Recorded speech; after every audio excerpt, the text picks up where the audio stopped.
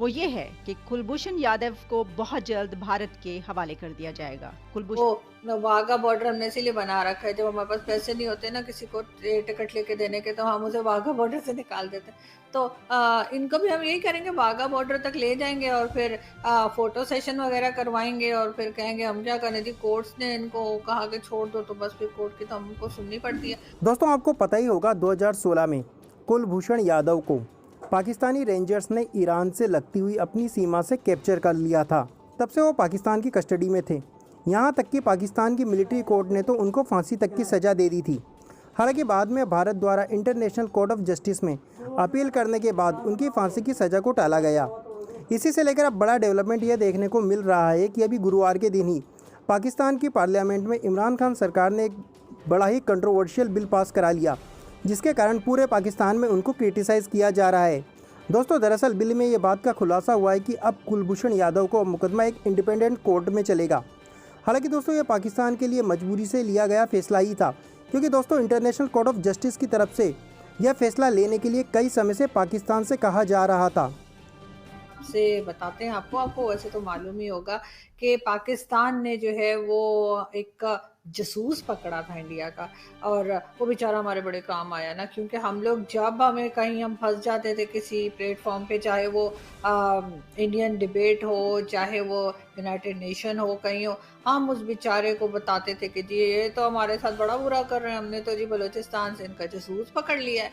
तो कौमी असम्बली ने अ, कुलभूषण यादव के हवाले से इंटरनेशनल कोर्ट ऑफ जस्टिस का एक फैसला उसको इफेक्टिव बनाने के लिए रिव्यू एंड रिकंसिडर 2020 जो कानून है उसके लिए ऑर्डिनेंस पास कर लिया है।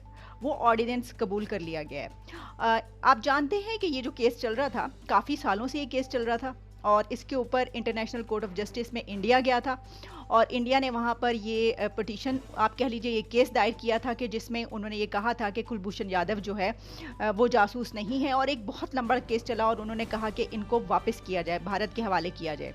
इसके ऊपर पाकिस्तान ने जाहिर है कि वो भी अपने जो केस है वहाँ पर लेकर पहुँचे और उसको उन्होंने उस केस को आगे प्रोसीड किया।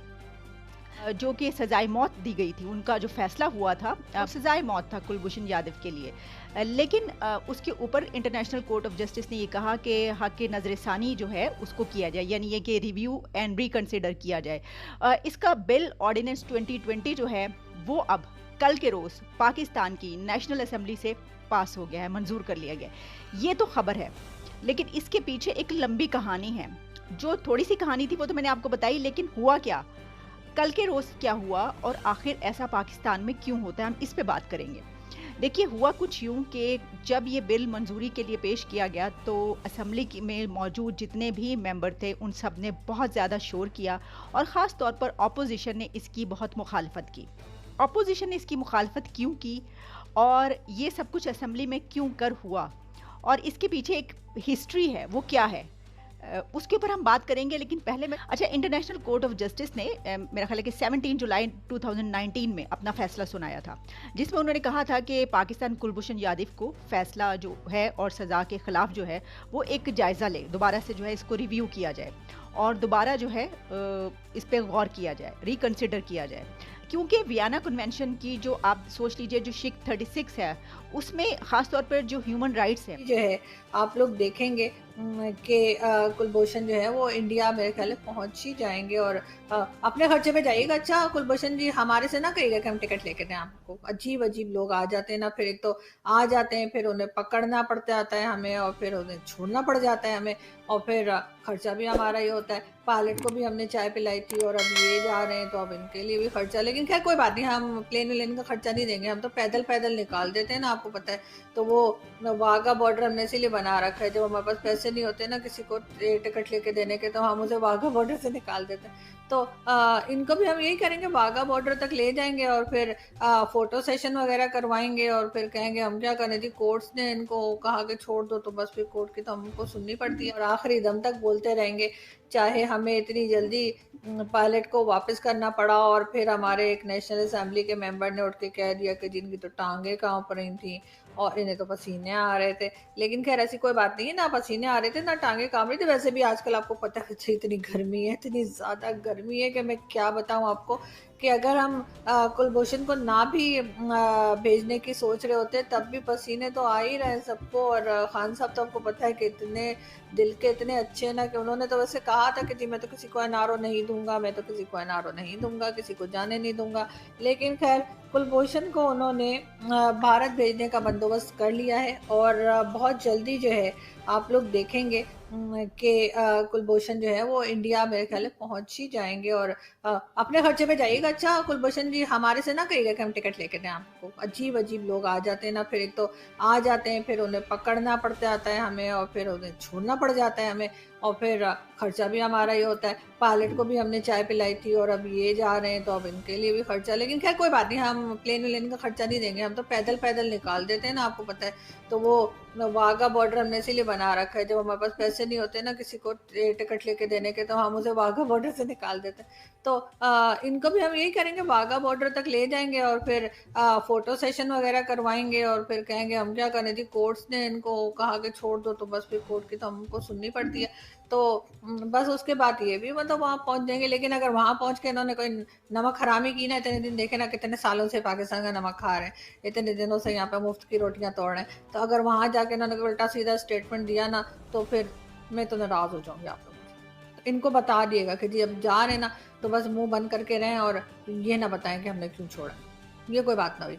बस ठीक है, छोड़ दिया तो छोड़ दिया। मतलब आप लोगों को भी ना, वो हमारे यहाँ बोला जाता है ना, मुझे नहीं पता इंडिया में बोलते हैं कि नहीं, लेकिन हमारे बोलते हैं ना बाल की खाल निकालना, कि आप लोग भी ना बस बाल की खाल निकालने पे लग जाते हैं कि पता नहीं क्यों छोड़ दिया, क्या हो गया, इतने दिनों से रखा हुआ था तो कुछ दिन और रख लेते।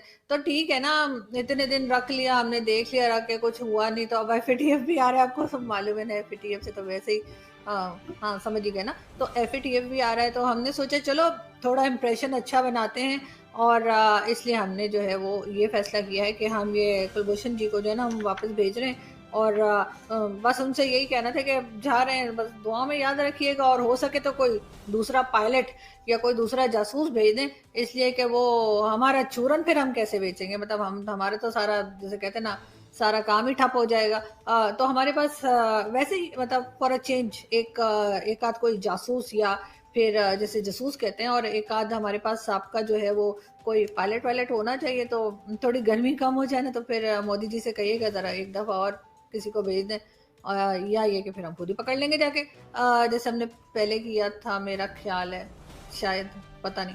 खैर खैर हम आगे बढ़ते हैं, वरना मैं कुछ उल्टा सुल्टा बोल दूंगी और फिर पाकिस्तानी मेरे पीछे पड़ जाते हैं। लेकिन एक चीज़ बहुत है, गर्मी बहुत है, बहुत गर्मी है, बहुत गर्मी है। तो हमने अभी महसूस किया है, बल्कि हमने देखा है कि हमारे चैनल पे कुछ यूथियाज भी आना शुरू हो गए हैं। तो मुझे उन यूथियाज से ये कहना है कि जी बहुत गर्मी पड़ रही है, तो आप लोग जो है ना कोई कपड़ा गीला करके या फिर कोई टॉवल लेके उसको भिगो के ना गीला करके सर पे रखा करें, इसलिए कि ऐसा ना हो कि जो आपके सर के अंदर भूसा है ना उसमें आग लग जाए।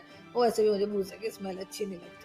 तो जो क्योंकि जिस तरह के कमेंट्स लिखते हैं उससे लगता तो यही है कि इनके सर के अंदर भूसा भरा हुआ है, और वो भूसा कभी भी आग पकड़ सकता है। चलें जी, बिजली की लोड शेडिंग तो हो ही रही है, धड़ाधड़ हो रही है पाकिस्तान में, लेकिन साथ ही अब गैस की लोड शेडिंग भी खान साहब ने शुरू कर दी है। आप सब जानते ही हैं खान साहब जो है वो बहुत ख्याल करते हैं अपनी पब्लिक का, और उन्होंने यही कहा था कि जी मैं तो बहुत का मामला है वो तो बहुत पहले निपट जाना चाहिए था। और एक अच्छे तरीके से डिप्लोमेसी यही होती है कि आप कुछ लो और कुछ दो का तरीका अपनाएं। यानी ये कि आप उनके बदले में आप बहुत कुछ ले सकते थे, आप उनके बदले में कोई बात ऐसी कर सकते थे, कंट्रीज इसी तरह करते हैं। लेकिन हम सबको ये बात पता होती है, लेकिन होता क्या है कि हम अपने वक्ती फ़ायदे के लिए वो कार्ड इस्तेमाल करते हैं। और यही वजह है कि पाकिस्तान में हमेशा इंडिया का कार्ड इस्तेमाल किया जाता है, और ये कहा जाता है कि आप तो क्योंकि इंडिया के दोस्त हैं तो आप तो गद्दार हैं, आप क्योंकि इंडिया से दोस्ती की बात कर रहे हैं तो आप गद्दार हैं, और आप क्योंकि इंडिया से तिजारत की बात कर रहे हैं तो आप गद्दार हैं। तो हर बात में जिस तरीके से जर्नलिस्टों को हमें भी गद्दारी का जो है सर्टिफिकेट दे दिया जाता है, तो जो कल असेंबली में हुआ वो भी दरअसल उसी की आप समझ लीजिए एक एक्सटेंशन है कि ये तो होना ही था, ये तो सबको पता था। लेकिन सबसे ज़्यादा अहम बात पाकिस्तान तहरीक इंसाफ के लिए, पीटीआई के लिए, इसकी वजह यह है कि पीटीआई के ऊपर एक तो पहले ये इल्ज़ाम लगा कि कश्मीर जो है वो आपने दे दिया। अब देखिए जाहिर है कि उन्होंने तो नहीं दिया, लेकिन इल्ज़ाम इसलिए लगा कि इस दौर में ऐसा हुआ। जो 370 है वो इमरान खान की हुकूमत के होते हुए वहाँ पर ये अमल हुआ, और वहाँ पर नरेंद्र मोदी ने ये वाला कदम उठाया। तो इसका जो अपोजिशन, इसका इल्ज़ाम या इसकी ज़िम्मेदारी और इसकी रिस्पॉन्सिबिलिटी जो है वो इमरान खान पर डालती है कि आपने ये किया। अब ये वाला भी इल्ज़ाम इस हुकूमत पर आएगा कि आपकी हुकूमत होते हुए जो है कुलभूषण यादव के हवाले से आपने ये फैसला किया। हालांकि हर कोई ये जानता है कि पूरी दुनिया में इंटरनेशनल लॉज होते हैं और आप इंटरनेशनल लॉ की वो नहीं कर सकते, खिलाफ वर्जी नहीं कर सकते, आपको उस पर अमल करना होता है। इसके अलावा एक और ख़बर है जो कि इंडियन मीडिया की तरफ से भी आ रही है और मुख्तलिफ ख़बरें जो हैं वो मुझे देखने को मिली, सुनने को मिली, तो मैंने सोचा कि मैं आप तक पहुँचाऊँ।